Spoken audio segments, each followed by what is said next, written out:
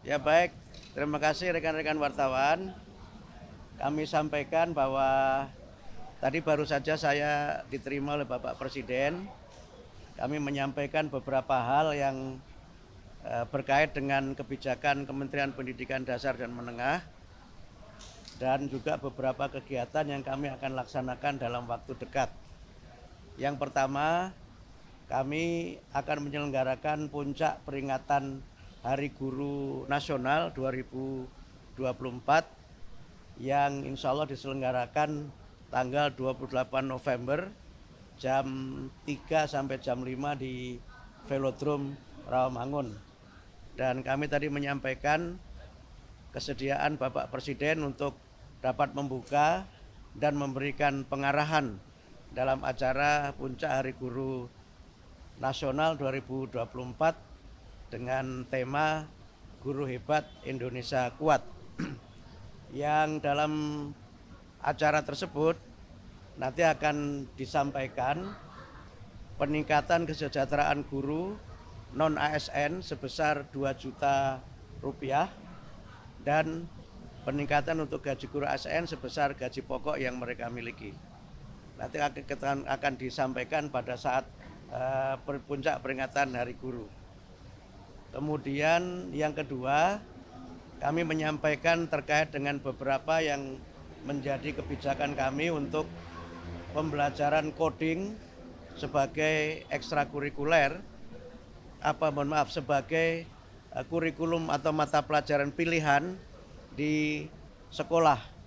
Yang dimulai dari sekolah dasar, mungkin nanti kita akan kaji apakah mulai dari kelas 4 atau seterusnya.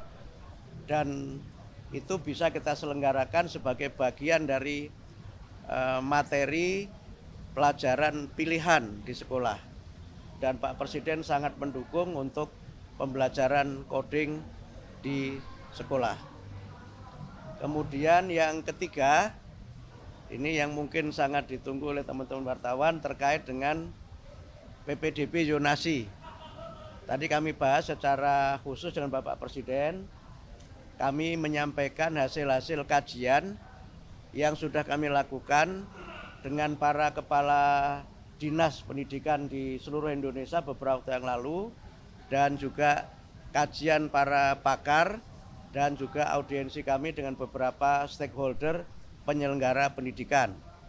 Nah, intinya terkait dengan PPDB, Pak Presiden meminta atau menugaskan kami untuk memperdalam kembali kajian pelaksanaannya, dan nanti keputusan terkait dengan pelaksanaan PPDB akan dibahas secara khusus dalam sidang kabinet.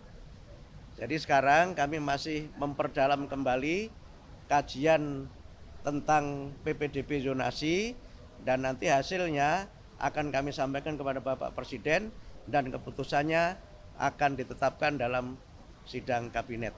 Saya kira demikian dapat kami sampaikan. Terima kasih. Ya.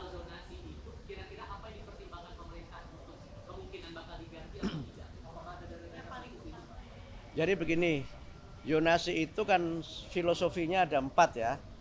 Yang pertama, zonasi itu kan filosofinya pendidikan bermutu untuk semua. Yang kedua adalah inklusi sosial. Yang ketiga, integrasi sosial. Yang keempat, kohesivitas sosial. Ini semangat dari zonasi itu. Sehingga mereka, anak-anak ini bisa belajar di sekolah-sekolah yang dekat dengan rumahnya. Yang kedua, anak-anak dari berbagai kelas sosial itu juga bisa belajar di sekolah yang sama. Sehingga tidak ada segregasi antara, mohon maaf, misalnya anak-anak dari kelas yang mampu dengan tidak mampu. Atau saya sering gunakan bahasa, tidak ada segregasi antara yang elit dengan yang alit. Karena itu ada inklusi sosial di situ. Karena zonasi itu kan pakai empat kriteria. Yang pertama domisili, tempat tinggal. Yang kedua prestasi, yang ketiga afirmasi, yang keempat mutasi. Jadi dasarnya kan itu.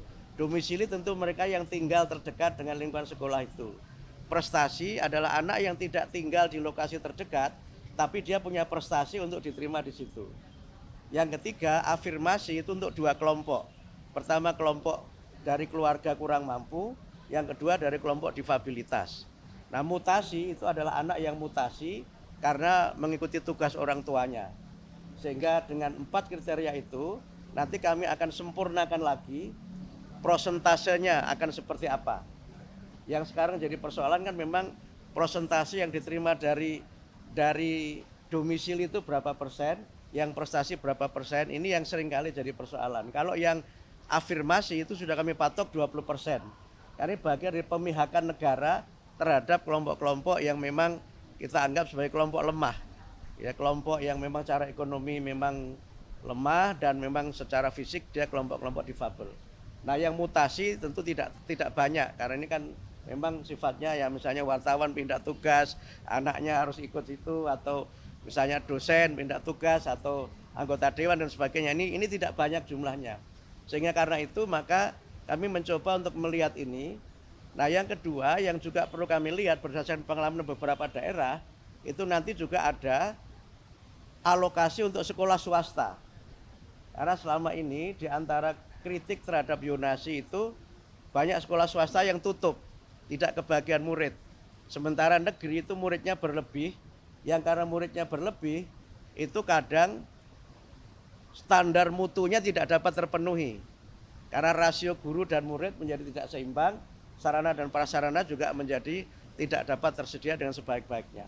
Nah, berbagai kelemahan ini sedang terus kita pelajari dan kami perdalam sehingga mudah-mudahan pada tahun pelajaran 2025-2026 itu kami sudah bisa menerapkan zonasi dengan sistem baru yang kajiannya terus kami lakukan dan keputusannya nanti dalam sidang kabinet.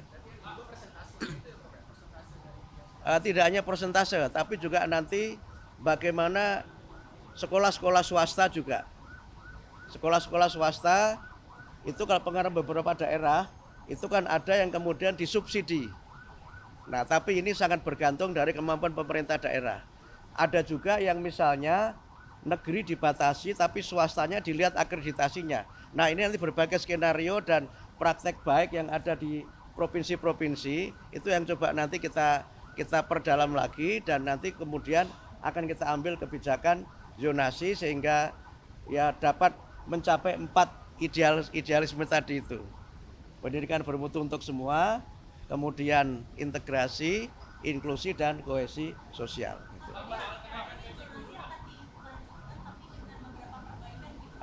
Menunggu sidang. Kami belum bisa mengambil keputusan karena keputusan nanti tidak ada pada kami tapi pada sidang kabinet dipimpin Pak Presiden.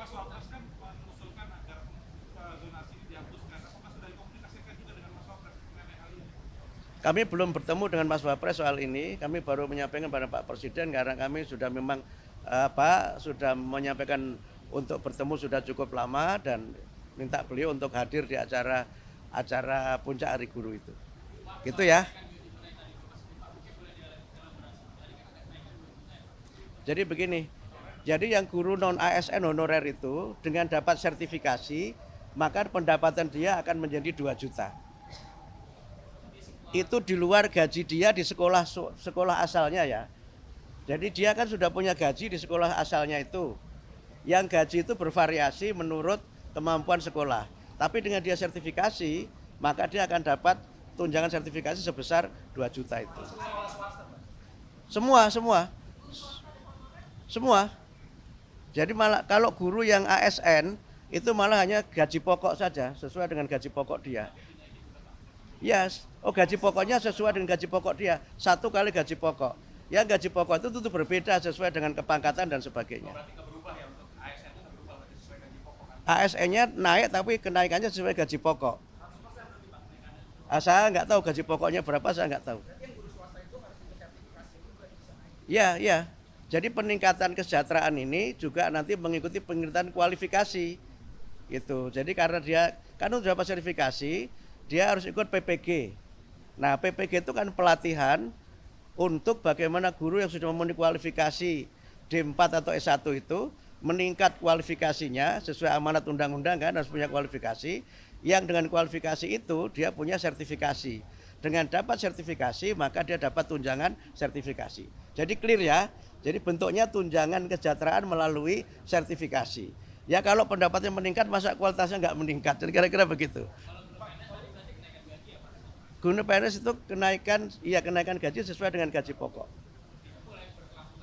2025. Teorinya Januari, kan tahun anggaran dimulai Januari. Tapi realisasinya nanti tergantung dari bagaimana pencairan dana dari Kementerian Keuangan.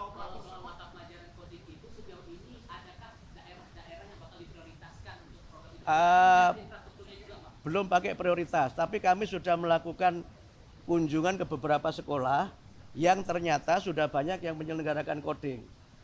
Saya ke Medan, di Jakarta, beberapa tempat, bahkan tadi juga baru saja ada acara, malah ada gerakan perempuan untuk pengembangan coding di sekolah itu.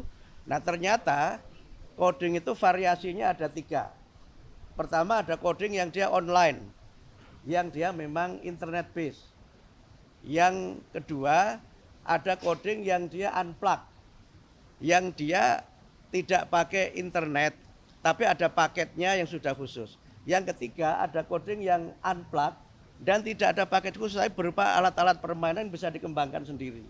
Sehingga dengan variasi ini kami melihat di lapangan prakteknya coding itu diselenggarakan dalam 2 mata pelajaran. Yang dia online itu di mata pelajaran teknik informatika. Tapi yang tidak itu bisa di mata pelajaran keterampilan. Sehingga dia bisa saja coding ini tidak menambah mata pelajaran, hanya merubah isi mata pelajaran yang sudah ada. Nah, dengan cara begitu maka kami mungkin tidak perlu menambah guru, tapi hanya melatih guru yang mengajar coding. Gitu. Karena kan hubungannya dengan infrastruktur dan kebanyakan infrastruktur yang mendukung itu kebanyakan di sekolah-sekolah yang ada di perkotaan, Pak. Enggak selalu. Ada Yayasan Sukma itu di Palu, di satu kota di mana di Sulawesi Tengah. Jadi enggak selalu di kota, karena kalau dia unplug, tidak usah pakai internet, dia bisa di mana saja. Yang penting ada materinya dan ada tutornya. Yang penting itu.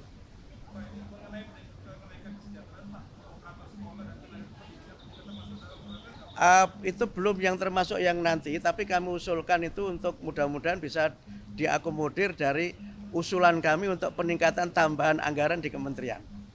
Tapi yang sekarang disetujui DPR, yang sudah diketok beberapa waktu yang lalu, itu belum termasuk itu.